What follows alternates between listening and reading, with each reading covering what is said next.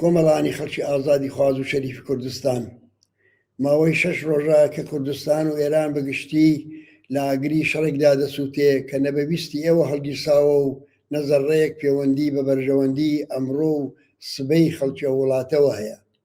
ئەو شەڕەی وە ئەمڕۆ لە جەریاندایە شەڕی دەسەڵاتدارانە کە بۆ مانەوەی خۆیان و بۆ بەرژەوەندی چینایەتی و حکومڕانی خۆیان بەسەر جیهاندا خستویانەتە ڕێ. ئێوە نە لەو مەیدانەدا جێگەیەکتان هەیە و نە کەسێک پرسی پێکردوون. ئەوەی بۆ خەڵک ماوەتەوە نیگەرانیە، نەبوونی ئاسایشە، گرانیە، ئاوارەییە. بەشەکەی ئەوانیش پشکی خۆیانە کە لە دەسەڵات و ساد و سەودا جێبەجێ دەکەن و لە پشتی دەرگاکاندا بڕیایی لەسەر دەدەن. بەڵام ئازیزان، کاری ئێمە لەوەها بارودۆخێکدا دەست لەسەر دەستدانان نییە. کاری ئێمە دانیشتن و گلەیکردن لە ڕۆژگار نییە. ئێمە لە هەر شرایطێکدا، تەنانەت ئەو کاتەی کە ئەو شرایطە بە دڵی ئێمەش نەبێ، دەبێ ئەو توانایەمان هەبێ کە خراپترینەکان ئەوەندەی ئیمکانی هەبێ بە چاکەوە هەڵگەڕێنینەوە و لە خراپترین بارودۆخدا بە کەمترین زیان و زۆرترین دەستکەوت دەرباز بین. هاوڕێیانی ئێمە هەڵسوراوانی کۆمەڵە لە هیچ شرایطێکدا بێوەزیفە نابن، تەنانەت لەو شرایطەشدا کە خۆیان هەڵیان نەبژاردۆ.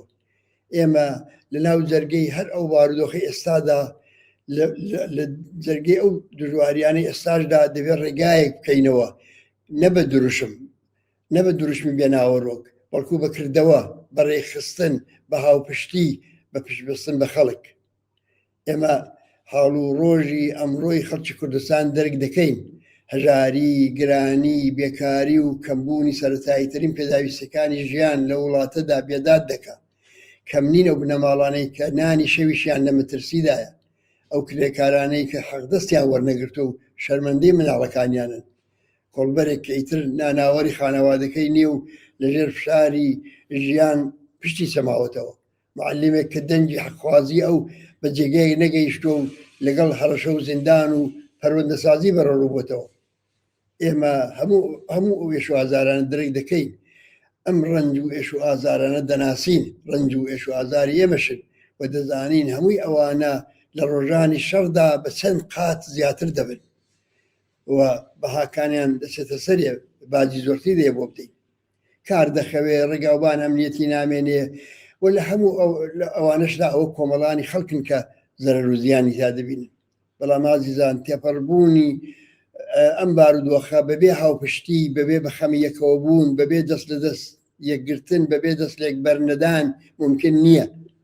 هەڵسوراوانی کۆمەڵە و هەموو ئەو کەسانەی کە دڵیان لە گرەوی ڕێبازی کۆمەڵەدایە وەزیفەیان ئەوەیە کە ئەو هاوپشتیە ڕێک بخەن لە گەڕەک، لەناو کرێکارانی کارگایەک، لەناو معلمانی مەدرسەیەکدا، لەناو لاوانی کۆڵانێکدا و لە ئاوایەکدا. کەس نابێ لەو بارودۆخە دژوارەدا بە تەنیا بمێنێتەوە.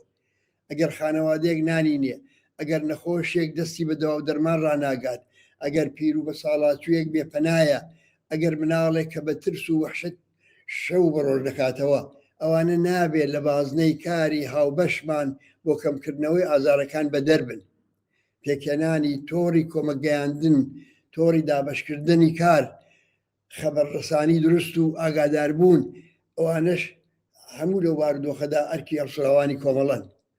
لە هەمان کاتدا پێویستە ڕاستێکیش بە دەنگی بەرز دووپاتکەینەوە. ئێمە نەبوو هێزەکانی کۆماری ئیسلامی کە کەوتون ژێر فشاری بۆمبارانی ئەمریکا و ئیسرائیل و مەخەڕ پایگاکانیان دادەپرۆسرێت دڵ دەسووتێنین و نەدەبین بە بەشێک لە پرۆژەکانی ئەمریکا و ئیسرائیلیش کە لە ڕێگای ئەم شەڕەوە بە شوێنیەوە. دەیان ئەزمموی خەڵک لە گۆشەوکناری دنیا نیشانی داوە کە چۆن هەر کات بەرژەوەندی ئەمریکا لە قۆناغێکدا گۆڕابێ، هاوپەیمانانی دیێرینەی خۆی چۆن بەجێهێشتۆ و کردوینەتە قوربانی سات و سەودای پشتی پەردە. ئەمڕۆ ئەگەر کەسانێک لایەن وایە کە بە پشتبەستن بە جلهێزەکان دەتوانن بە ئازادی و بەرابەری و ژیانی باشتر بگەن، لە ڕاستیدا خۆیان فەریو دەدەن و خەڵی دەکەنە قوربانی. ئەم شەڕە شەڕی ئێمە نییە، بەڵام دەتوانێت چارەنووسی ئێمە لە بارێکەوە بخاتە بارێکی دیکە، ژێر و ژووری کات کەوایە دەبێت سیاسەتی خۆمانمان هەبێ، سیاسەتی سربەخۆ سیاسەتی پشت ئەستور بەهێزی خۆمان و بەهێزی خەڵک لەم ناوەدا ڕێگەی سێهەمیش هەیە ئەم ڕێگەیە ڕێگەی کۆمەڵانی خەڵکە نەبێ دەربەسبوون و دانیشتن بەرامبەر بە جنایەتەکانی کۆماری ئیسلامی و نەبوون بە پیادە نظامی ئەم یا ئەو زلهێز یا ئەو دەسەڵاتی ئیقلیمی بۆ ناسینی ئەم ڕێگای سێهەمە چەند خاڵی سەرەکی هەیە کە ئاماژەیان پێ دەکەم یەکەم هەوڵدان بۆ ڕێخستنی خەڵک لە شوێنی کار و ژیانیاندا لە کارخانە لە کارگا لە مەدرسە لە دانشگا لە گەڕک لە ناو کەسەبەی بازار هەر شوێنێک خەڵکی لێیە پێویستە دەستی ڕێخستنی ئێمە پێیان بگات ڕێخستن واتە لە دەوریە کۆبوونەوە هەڵبژاردننی نوێنەر یا نوێنەرانی جێگای متمانە دابشکردنی کار و مەسئولیەت هەبوونی بەرنامە بۆ یارمەتی کۆکردنەوە و بۆ یارمەتی گەیاندن و بۆ دیفاع لە مافەکانی خەڵک دامەزراندنی پەیوەندی لەگەڵ شوێنەکانی تر و گەڕەکەکانی تر و ناوەندەکانی دیکەی کار و ژیان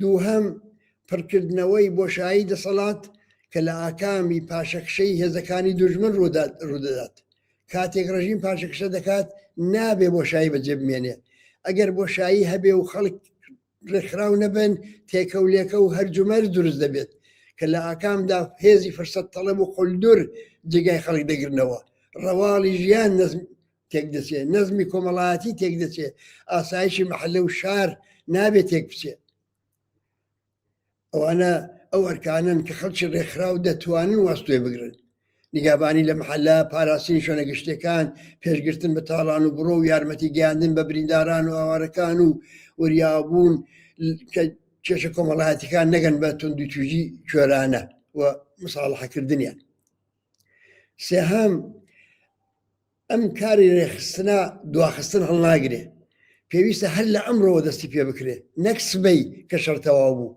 ئەمڕۆ هەر ئەمڕۆ کە فرسەت هەیە دەکرێت ئەو ئامادەیە پێک بێنین ئەمڕۆ دەکرێت تۆڕی پەیوەندی دروست بکەین متمانە پێک بێنین ئەگەر ئەمڕۆ تەخیر بکەین سبەی لەوانەیە درەنگ بێت چوارەم پەیوەستبوونی لاوانێک کە ئامادەی لە خواندا شک دەبن کە چەک هەڵگرن بەریزەکانی کۆمەڵە تا کاتێک کە زەمینەی تەحویلدانی چەک بە ناوەندەکانی دەسەڵاتی خەڵک ئامادە دەبێت بە تایبەت ئێستا لە کاتێکیدا کە سنوورەکان وەکو بەقەدەر جاران ڕێگر نابن تەقویەتی تەشکیلاتی عەلەنی کۆمەڵە یەکێک لەو ڕێگایانەیە کە لە بەردەم لاوانی تێکۆشەر لە دەرگای لەلایەن ئێمەوە ئاواڵەیە ئەو هێزە تا کاتێک وەکو بازووی چەکدار درێژە بەمانەوەی خۆی دەدات وەکو بازووی چەکداری هێزێکی سیاسی درێژە بەمانەوەی خۆی دەدات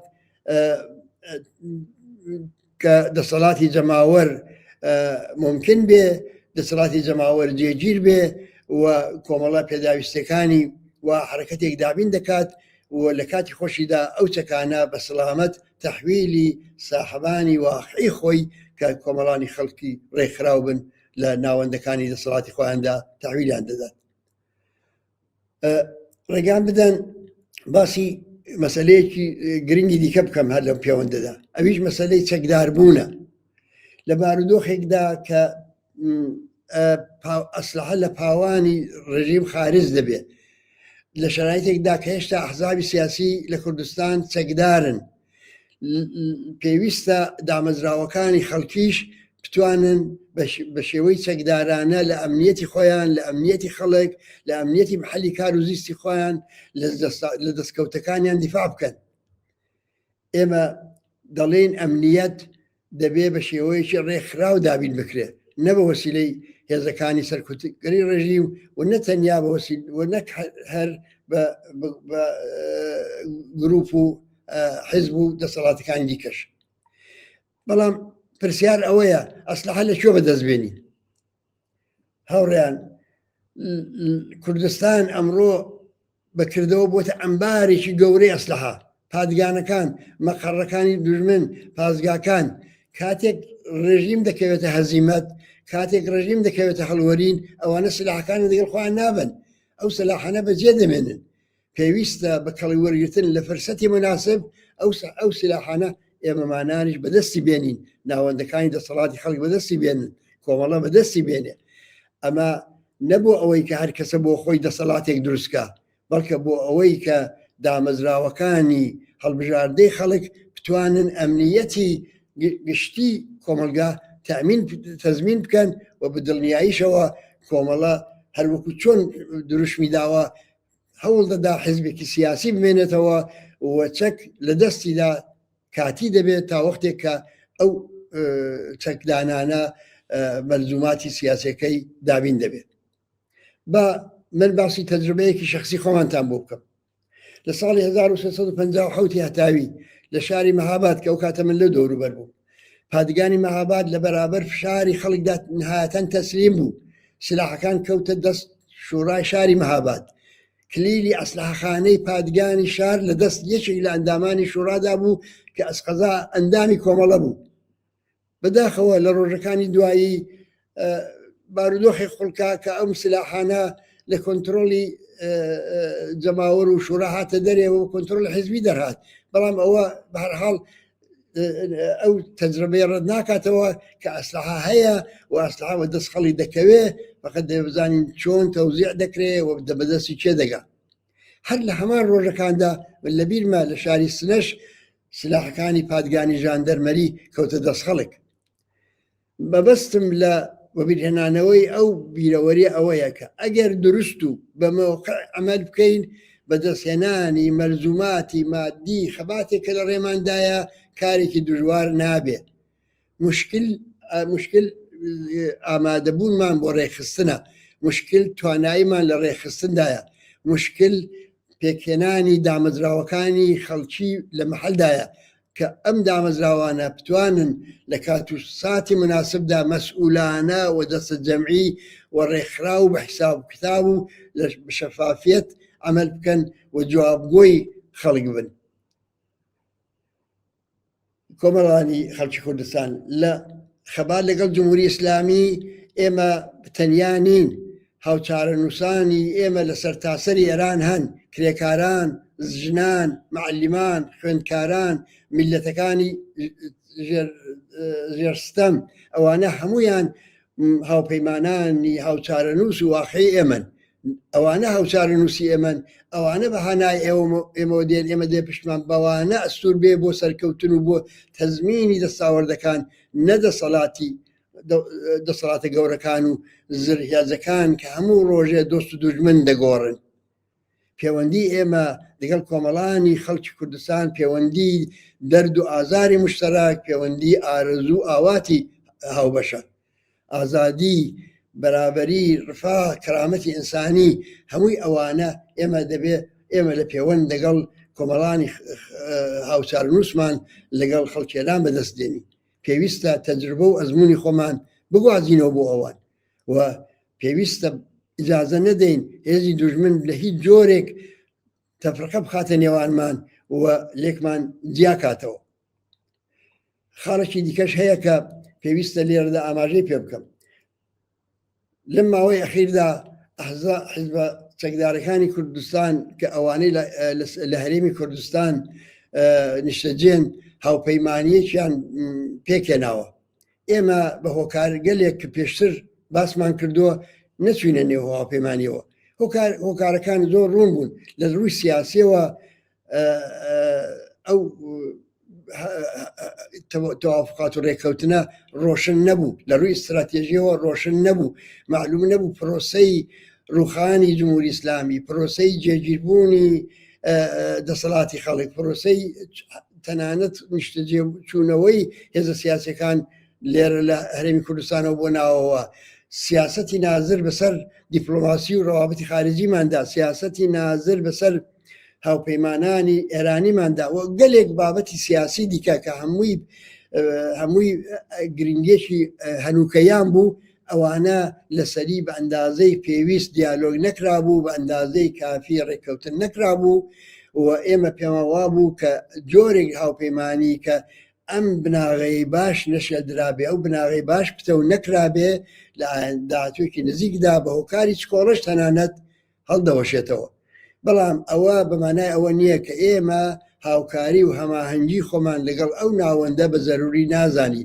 ئێمە لە هەر جێگایە کە بەرژەوەندی خەڵک هەبێ، هەر حرەکەتێکی پێویست بۆ هەماهەنگی و هاوکاری و نزیکبوونەوە و کاری هاوبەش لەگەڵ ئەو ناوەندە لە دەستوری خۆمان خارج ناکەین. معیار و پێوانەی ئێمە ڕۆشنە، سربەخۆیی لە بڕیاردان و پابندبوون بە بەرژەوەندەکانی خەڵک. ئێمە لە کوردستان خەڵکێکین کە مێژوویەکی پڕ لە تەنگ و چەڵەمە و هەوراز و نشێومان هەیە، لە دەرونی سەختیەکاندا سەرمان هەڵداوەتەوە. نە سەرهەڵدانەوەی ئێمە نە بە خاتری کۆمەجێک بۆ کە لە دەرەوە پێمان گەیشت بووە و نە بە خاتری ئومێدێکی واهی بووە کە بە هێزێکی دەرەکی بەس پێمان، بەڵکو بە خاتری ئەوە بووە کە پشتمان لە پشتیەک بووە، بەڵکو بە خاتری ئەو بۆ کە اعتیمادمان بە یەکتر بووە، بەڵکو بە خاتری ئەو بۆ کە ڕێکخستنمان کردو. ئەمڕۆژ هەر دەبێ ئەو دەرسە وەربگرین و هەر دەبێ ئەو ڕچکەیە بگرینە بەر. پس کەوایە دەڵێم ڕێکخستن بکەن، هاوپشتی خۆتان زیندوو ڕاگرن، هیچ بۆشاییەک لە دەسەڵات بەجێ مەیەڵن، بە هاوڕێیانی ئێمە بە بوونی ڕێکخراوی خۆتان لە ناو خەڵکدا هەموو کەلێنێک پڕکەنەوە بە کۆمەری خەڵک، سربەخۆ بمێنن و بە ئەو ڕێگا سێمەی کە دیاریمان کردووە باوەڕتان هەبێ. کۆمەڵە لەگەڵ ئێوەیە، لە پاڵپشتی ئەوەیە، بە هەموو توانای خۆیەوە هەروەکو تا ئێستا چۆن فیداکاری کردووە، ڕەنجی بردووە، کۆڵی نەداوە، لەوە بە دواش بێگومان هەروە دەبێت. هەر شاد و سەرکەوتوو بن.